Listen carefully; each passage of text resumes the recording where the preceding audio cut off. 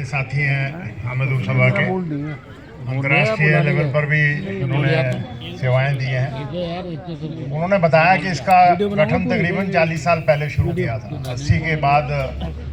और उस वक्त हमारे सीनियर लीडर समाजवादी नेता बृजमोहन तूफान, जो देश की आज़ादी के अंदर भी उन्होंने हिस्सा लिया और फिर उसके बाद भी वो देश में समाज को सुधारने के लिए, बनाने के लिए समाजवादी विचारधारा से पूरा उन्होंने अपनी सारी ज़िंदगी लगाई।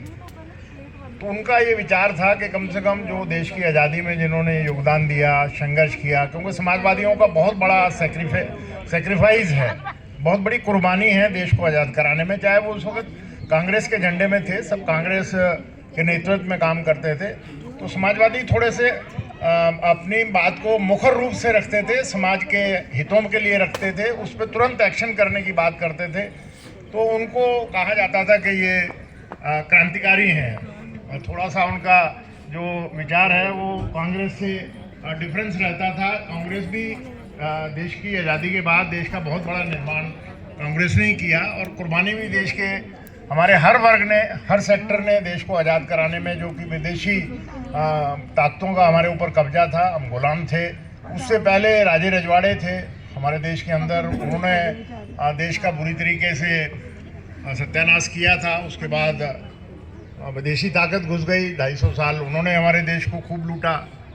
तो बड़ी संघर्ष करने के बाद, कुर्बानी करने के बाद लोगों ने फांसियों के फंदे चूमे, तब जाकर हमारे को ये देश आज़ाद हुआ और हमारी अपनी सरकार बनी, हमारा अपना संविधान बना। अब उस संविधान के अंदर जो संविधान सभा के सम्मानित सदस्य थे, ड्राफ्टिंग कमेटी के चेयरमैन भीमराव अंबेडकर जी, बाद में भारत रत्न मिला उनको, तो उन्होंने सब कलम बंद किया कि देश के अंदर जो भी सरकार बनेगी वो देश के नागरिक के वोट से बनेगी और वो नागरिक के हित में काम करेगी।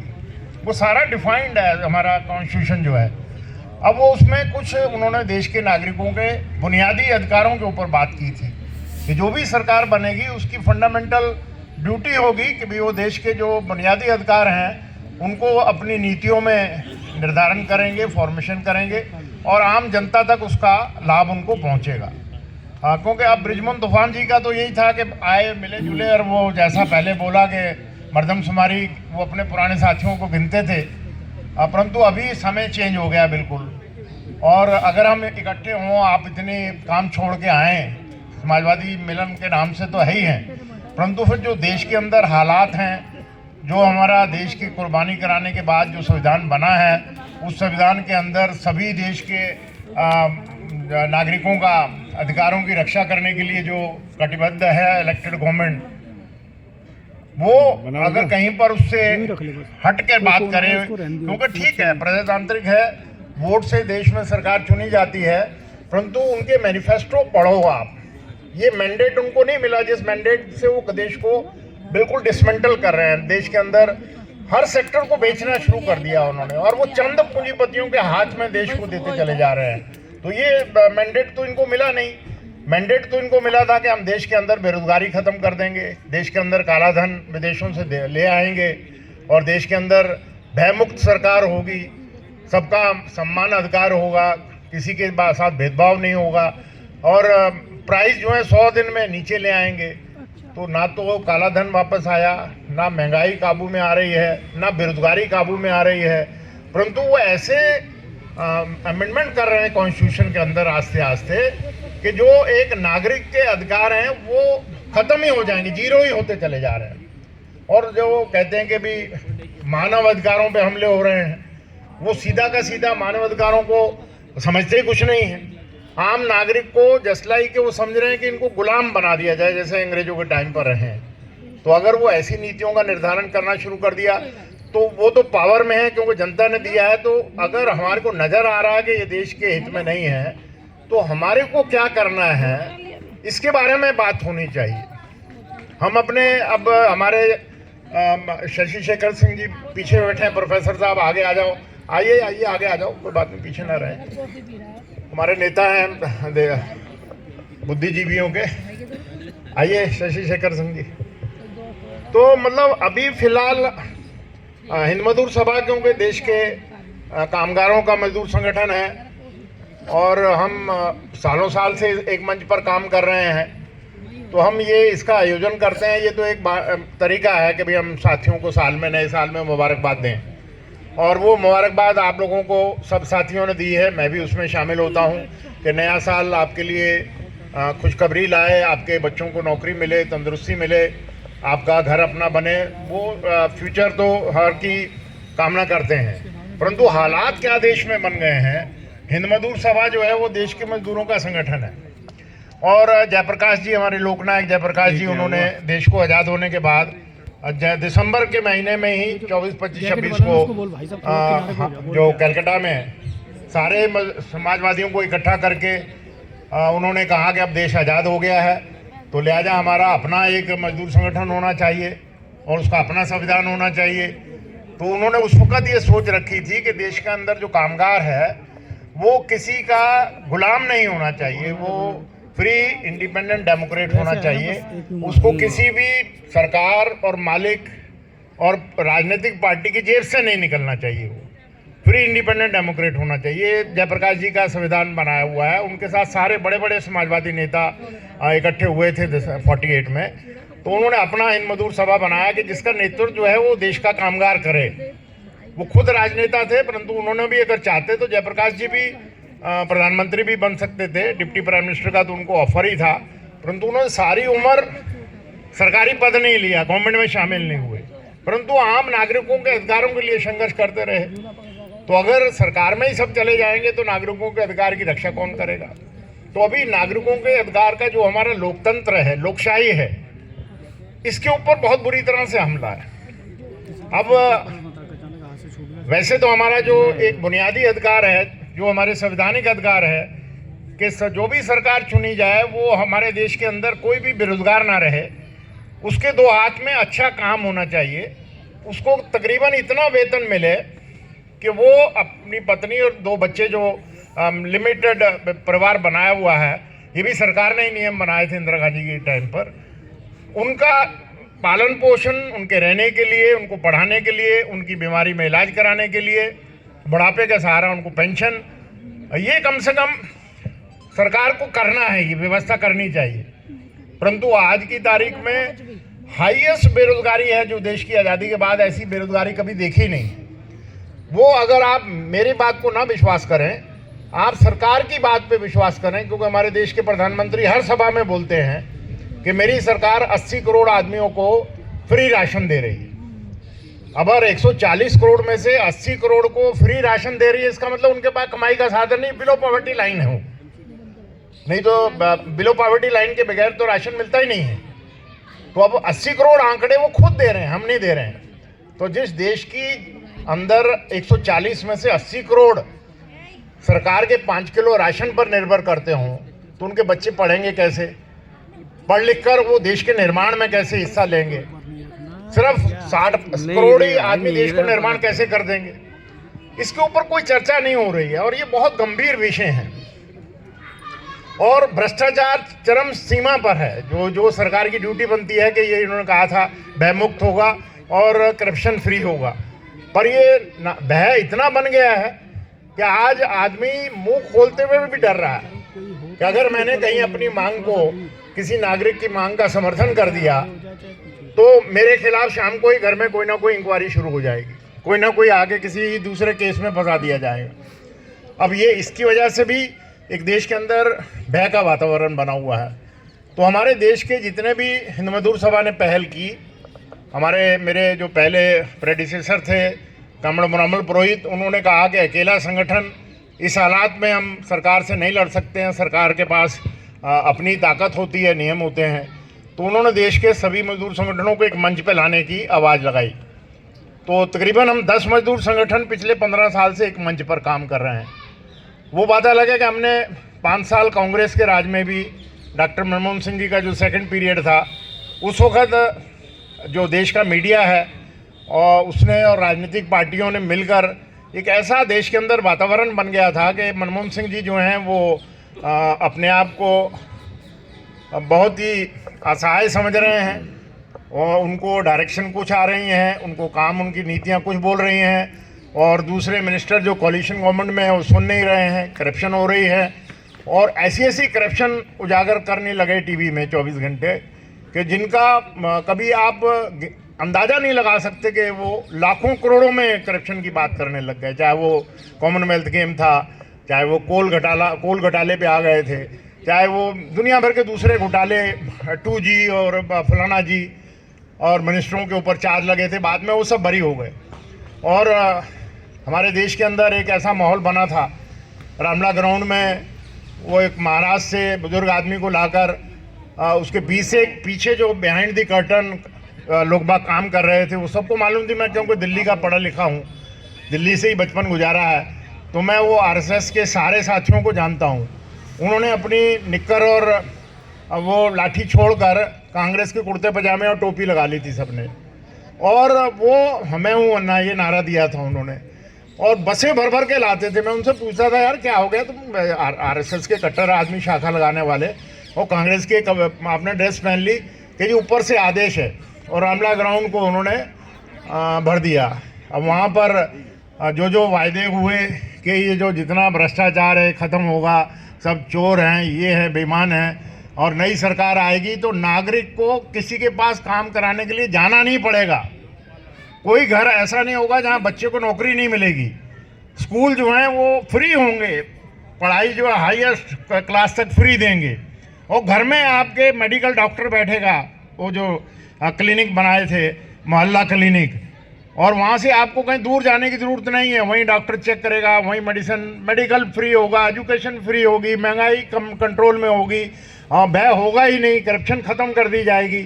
तो देश का नागरिक जो है उसमें उनकी बातों से प्रभावित हो गया, और चुनाव हो गया।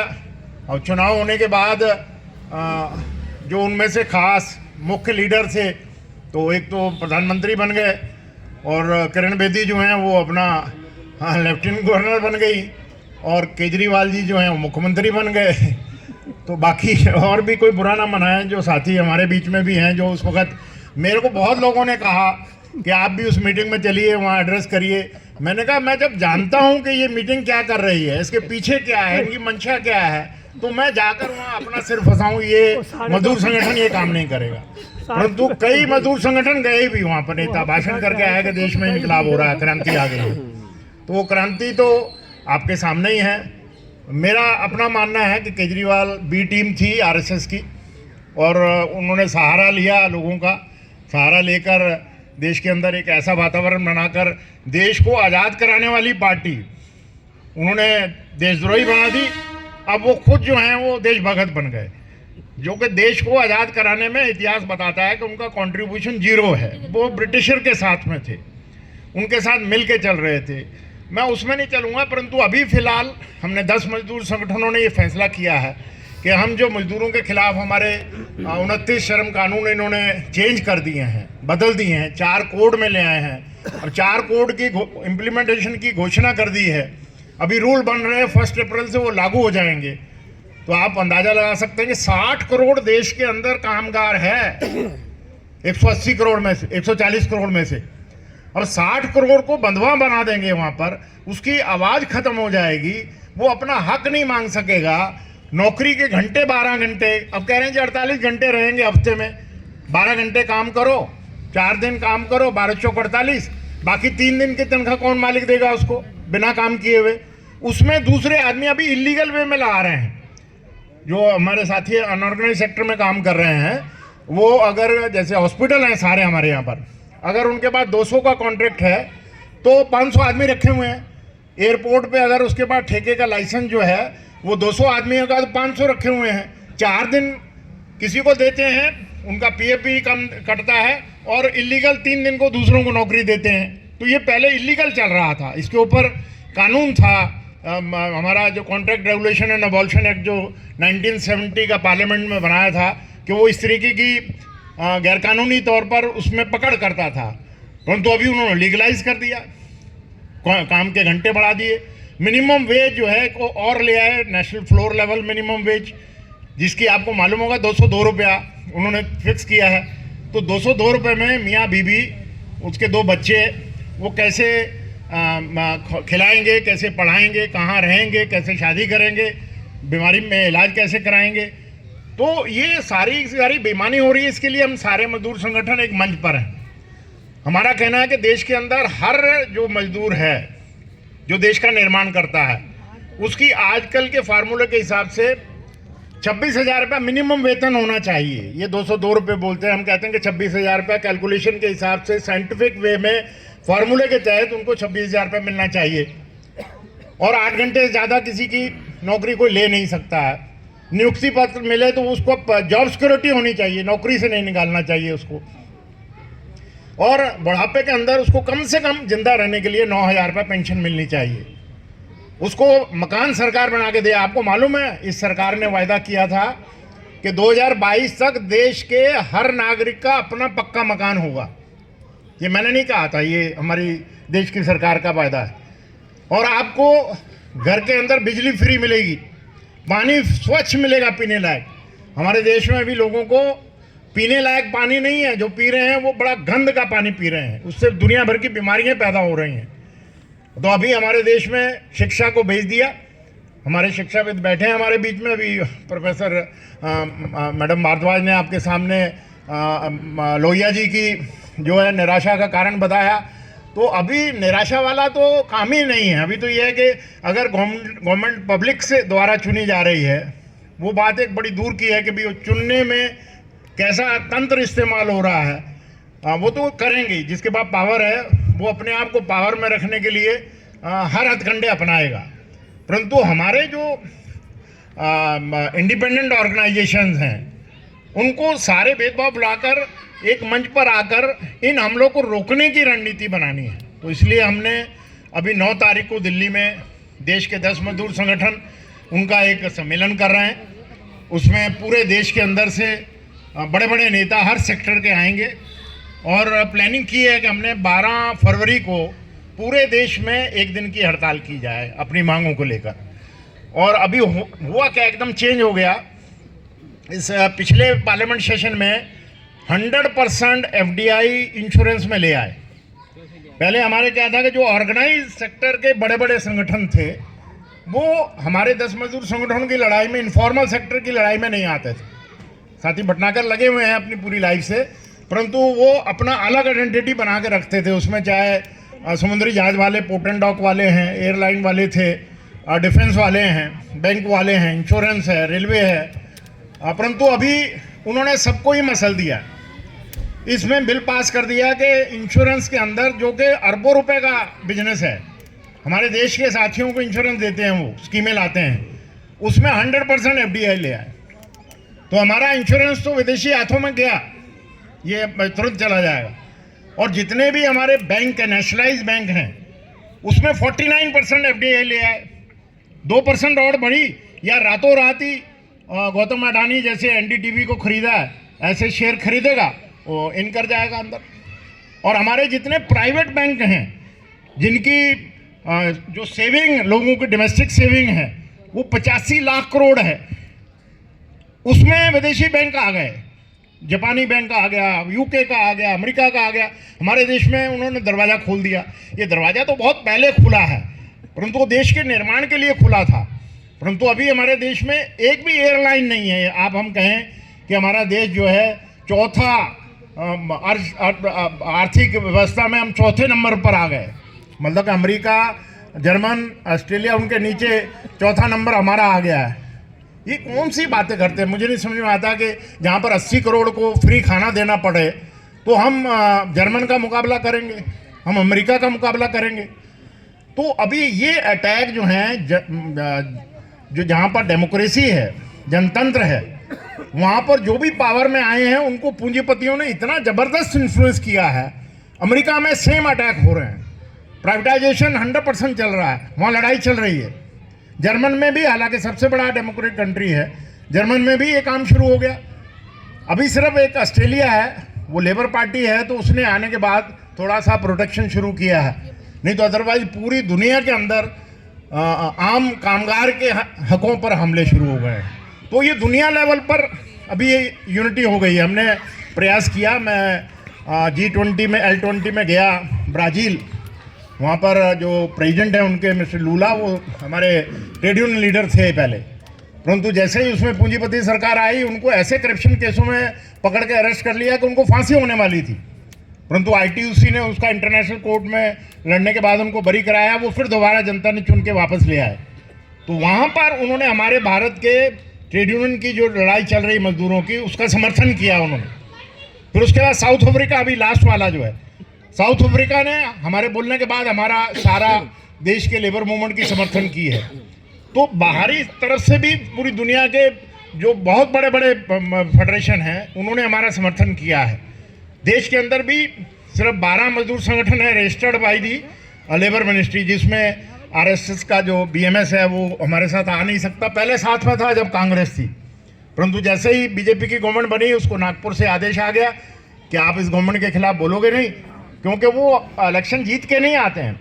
हमारे यहाँ तो बाकायदा लोग प्रक्रिया है, उस प्रक्रिया के थ्रू चुने जाते हैं। वहाँ नॉमिनेशन होता है, आरएसएस का सह संचालक आता है और वो अपनी जेब से पर्ची पढ़ के बता देता है कि ये आपके नेता रहेंगे। तो वो हमारी मूवमेंट में नहीं है। एक दो छोटे छोटे और जो जिनका कहीं पर अस्तित्व ही नहीं है देश में, उनको भी उन्होंने अपने साथ लगाया हुआ है। तो अभी ये कोड लागू हो गए हैं। इन कोडों को अभी रूल बन जाएंगे, 1 अप्रैल से लागू हो जाएगा।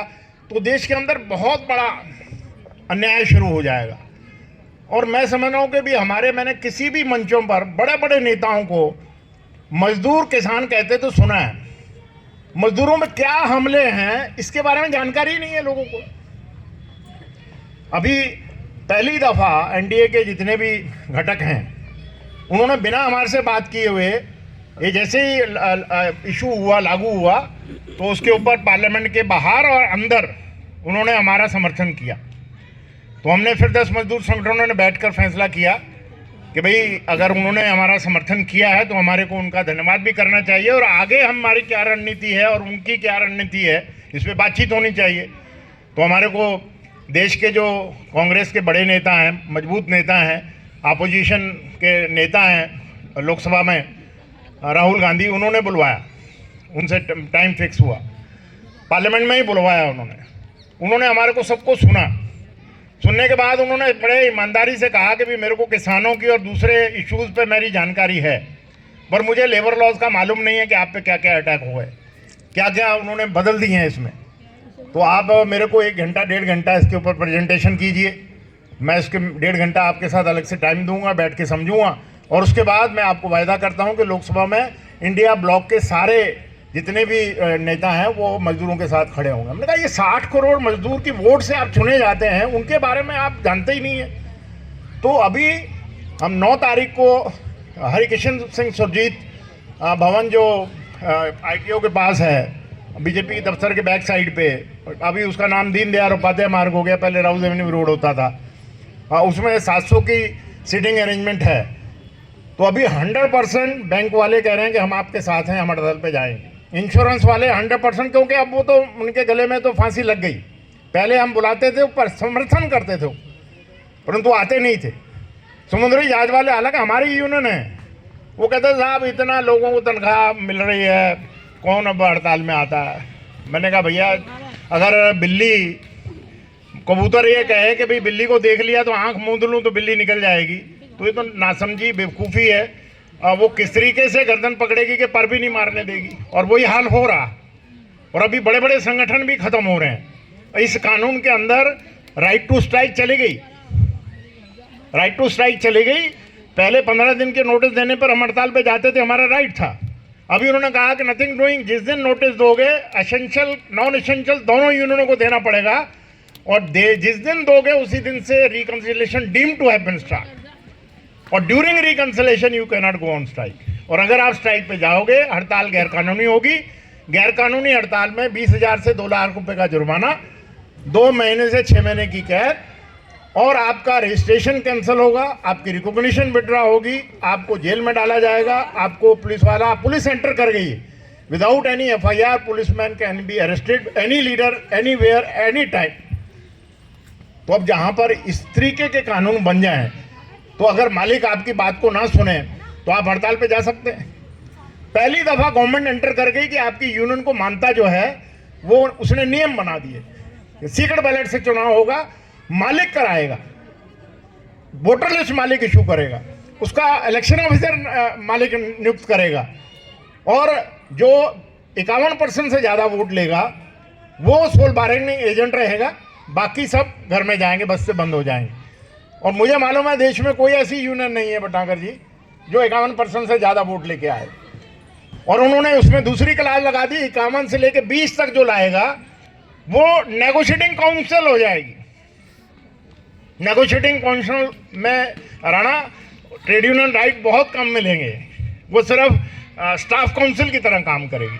और जो 20% से नीचे मैक्सिमम यूनियन है, जो यूनियन चला रहे हैं, आते नहीं है मूवमेंट के अंदर, वो सब रजिस्ट्रार कैंसिल कर देगा, येलो यूनियन हो जाएंगे। हर फैक्ट्री में मालिक अपनी यूनियन बना के झंडा लगा देगा।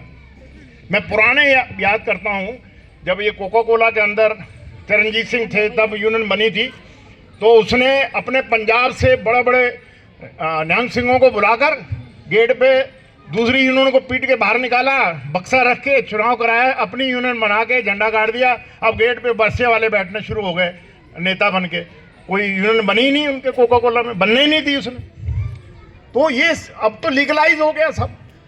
तो ये इन इश्यूज़ पर हम इसी काम में लगे हुए हैं, परंतु हम लोगों को समर्थन कैसे लें, लोगों को जगाएं कैसे। अब जितनी ये महिलाएं बैठी हैं, मुझे मालूम है कि डोमेस्टिक वर्कर की यूनियन बनाने पे रोक है, जो काम का घरों में काम करते हैं, 4-4, 5-5 घरों में काम करती हैं, कहीं बर्तन धो रही हैं, कहीं कपड़े धो रही हैं, कहीं आटा गूंथती हैं, कहीं बच्चों को खिलाती हैं, परंतु मालिक कोई नहीं है। इनको ना तो पीएफ का बेनिफिट है, ना इनको इंश्योरेंस का बेनिफिट है। अब कहते हैं गिग वर्कर को देंगे हम, प्लेटफॉर्म वर्कर को सोशल सिक्योरिटी देंगे। भाई कैसे दोगे? उनका मालिक बैठा है अमेरिका में, अमेजोन का मालिक यहाँ है नहीं, जो उबर ओला वाले उनका मालिक बाहर बैठा है, तो मालिक को कहाँ से कंट्रीब्यूशन देगा वो? आज ओला उबर वाले कह रहे हैं जी यूनियन बनानी है, बना लो, मालिक को बात ही नहीं करता उनसे, बीच में थर्ड एजेंसी है। अब इन्होंने नियम बना दिया, हाँ वो तो कहते हैं कि होना भी ऐसा ही चाहिए। मैं भी यही कहता हूँ, हमारे नेता भी यही कहते थे, गांधी जी भी यही कहते थे कि जिस फैक्ट्री के अंदर अगर पूंजीपति कर्जा लेके पब्लिक मनी का फैक्ट्री लगाए, आपका खून और पसीना लगता है, दोनों उस मालिक उस फैक्ट्री के बराबर के हिस्सेदार हैं। परंतु अभी बिल्कुल उलट हो गया कि वर्कर गुलाम है, सरकार मदद कर रही है, और मालिक जो है वो उसका अपना पूरा का पूरा 90% प्रॉफिट उठा के ले जा रहा है, उसको शेयर ही नहीं करता। जो सरकार को, हालांकि हमारी बातचीत होती है सरकार से, सरकार मानती है कि भी आप जो बोल रहे हो ये सही है, बहुत बड़ा अत्याचार हो जाएगा। मैंने कहा आप शेर के सामने बकरी बांध रहे हैं, वो बकरी कैसे आवाज उठाएगी? परंतु सरकार मान रही है, परंतु कानूनों को चेंज नहीं करना पड़ रही। 12 घंटे नौकरी कर दिया आपने, हड़ताल का राइट खोज लिया आपने, मिनिमम वेज 200 रुपया कर दी, 202 रुपया कर दिया। तो देश का आम नागरिक जिसकी वोट से सरकार बनती है, वो कहाँ जाएगा? वो तो गुलाम हो गया। और चंद आदमी, अब गौतम अडानी पे बात रखूं तो देश का कोविड में ये हमारा वेज कोड जो बना है, जब लोग बाग मर रहे थे, कोविड से डर रहे थे, इलाज नहीं था, वो जो हमारे नेता बोलते हैं सरकार के कि जो जब कभी मुसीबत आ जाए तो उस आपदा में आप अवसर ढूंढो, तो उन्होंने अवसर ढूंढ लिया। हमारे तब वेज कोड लागू कर दिया उन्होंने 19 में, फिर उसके बाद 22 में, तो ये 20 में ले आए पार्लियामेंट में किसानों के ऊपर हमला था, उनके 3 बिल ले आए। हमारे 8 MP वेल में जाकर प्रोटेस्ट कर रहे थे इन फेवर ऑफ फार्मर, उनके साथ 100 MPओं को सस्पेंड कर दिया, पहली दफा इलेक्टेड बाय द पीपल, वो लोगों के नुमाइंदे हैं। 100 MP सस्पेंड कर दिया, बाहर अंदर सारे के सारे रूलिंग पार्टी के MP रह गए। उन्होंने ये बिल रखे, विद इन नो सेकेंड, किसी MP को मालूम नहीं है कि इसमें क्या लिखा है, हाथ खड़े करे, मेजें फटफटाई और हमारे चारों कानून पास कर दिए लेबर कोड। सुप्रीम कोर्ट बोल रहा है कि अगर इतने इंपॉर्टेंट इशू के ऊपर लोकसभा में बहस ना हो, बिना बहस के ये पास हो जाएं, तो आने वाले समय में ये कोर्ट का बहुत जबरदस्त वर्कलोड बढ़ जाएगा, क्योंकि हर आदमी अब तो कोर्ट में भी नहीं जा पा रहे, क्योंकि इसमें इन्होंने ऐसे जटिल कानून बना दिए, आम नेता को मालूम नहीं, वर्कर को बेचारे को क्या मालूम है। क्योंकि उसमें अब इन्होंने कह दिया कि जो 100 आदमी जिस फैक्ट्री में काम करता था, अगर वो मालिक बंद करना चाहता था तो उसके ऊपर दुनिया भर के चेक थे, prior permission of government was required. अब इन्होंने उसको 300 कर दिया। अब गुड़गांव में जहाँ यशपाल है, ये विदेशी कंपनियों का भी लीडर है, वहाँ पर मालिक जो है वो स्टेट बिजनेस शुरू कर रहे हैं।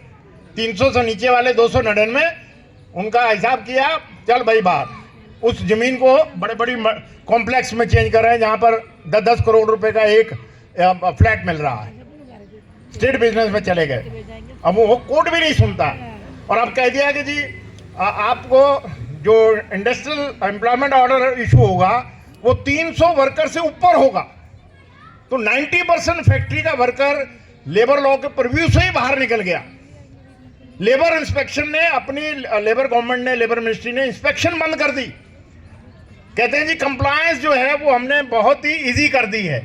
घर बैठा एम्प्लॉयर ऑनलाइन अपने लैपटॉप से कह देगा कि I am ensuring the implementation of labour law, that's all. बस कोई इंस्पेक्टर नहीं जाएगा। कहते हैं इंस्पेक्टर राज खत्म कर दिया हमने। और दुनिया भर की चोरी हो रही है। और अभी हमारे देश के अंदर अगर आंकड़े अजीत झा जी दे सकते हैं, 10 लाख लोगों ने हिंदुस्तान की नागरिकता छोड़ के दूसरे देशों में चले गए, पैसे वाले लोग। तो हमारे देश का हाल क्या बन रहा है। और हम कह रहे हैं जी हम तो अमेरिका को भी टक्कर दे रहे हैं, उसके बराबर आ जाएगा हमारे देश का, जो हम 47 में विकसित हो जाएंगे। किस तरीके से विकसित होंगे इसके ऊपर चर्चा होनी चाहिए। तो मैं ज़्यादा समय आपका नहीं लूँगा क्योंकि हम ऑलरेडी इसके अंदर, जैसे साथी भटनागर ने कहा कि ये जो इलेक्टेड लीडर हैं उनके बीच में बैठकर ये बातें हों और फिर रणनीति बने। परंतु जब तक हम नागरिक को जागरूक नहीं करेंगे, वर्कर को जागरूक नहीं करेंगे, महिलाएं जो होम बेस्ड वर्कर काम करती हैं वो जस्ट लाइक गुलाम है, पीस रेट पे काम करती हैं। कंस्ट्रक्शन वर्कर की यूनियन चलाते हैं भटनागर जी, मालूम है इनको। उनका सारा फंड खत्म, जो पहले सेस मिलता था, बीडी वर्कर का सेस खत्म। तो अब ऐसा वातावरण बना दिया है कि देश के अंदर अगर देश का निर्माण करता ही गुलाम हो जाएगा तो फिर हमारे को किसके लिए हम फिर यूनियन चला रहे हैं, और यूनियनें खत्म हो जाएंगी। अभी आप देखना अप्रैल के बाद कितनी भगदड़ मचेगी। पहले लोग हमारी बात नहीं सुनते थे, अपने अपनी अलग अलग ढपली पे जाते थे, परंतु अब जब आपका अस्तित्व ही नहीं रहेगा तो फिर बोलने की बात तो चली गई, फिर निकल जाएगी। तो लिहाजा 9 तारीख को मेरे जो साथी आ सकते हैं हमारे उस अधिवेशन में आए, और उसके बाद फिर हम लंबी लड़ाई का 12 तारीख को एक दिन की करेंगे। सरकार नहीं मानेगी, जन समर्थन लेंगे, लोगों को महल्लों में जाएंगे, काम की जगह पे जाएंगे, लोगों को समझाएंगे कि क्या क्या हमले हैं। हम समझा रहे हैं पिछले 11 साल से, पर लोग बाग समझ नहीं रहे। कुछ जगह समझते हैं, जैसे कोल के अंदर उनको बिक रही हैं कोल माइंस कौड़ियों के भाव में। 98% वर्कर हड़ताल पे गया, कंप्लीट बंद। 3 दिन की हड़ताल कर दी उन्होंने। डिफेंस वाले जो हैं वो 3 दिन की हड़ताल कर गए, 5 दिन की हड़ताल कर गए। समझ रहे हैं, परंतु सरकार के वो पावर में है, मेजोरिटी मिल रही है, वो कह रहे हैं हमारे को लोग बात चुन रहे हैं। अब कैसे चुन रहे हैं वो एक अलग इशू है, परंतु सरकार को बाध्य करना, जैसे साथी प्रोफेसर अजीत झा जी ने कहा है कि एक लेबर मूवमेंट बननी चाहिए। लेबर मूवमेंट और नागरिकों का उसके ऊपर विरोध होना चाहिए, उसके लिए लोगों को काम करना चाहिए। क्योंकि सिर्फ गाल बजाने से मूवमेंट नहीं बनते हैं, मूवमेंट तो फील्ड में निकलने के ही बनते हैं। परंतु आज का पर्पज़ यही है, आप लोग आए इतनी भारी तादाद में, आप लोगों ने आज का नववर्ष के सम्मेलन में आप अपनी भागीदारी करी, हिस्सेदारी करी, उसके लिए आपका बहुत बहुत आभार, बहुत बहुत धन्यवाद। और फिर पुनः आप लोगों को बहुत बहुत नववर्ष की शुभकामनाएं। बहुत बहुत धन्यवाद। इनकलाब जिंदाबाद। धन्यवाद। सभा के अध्यक्ष के रूप में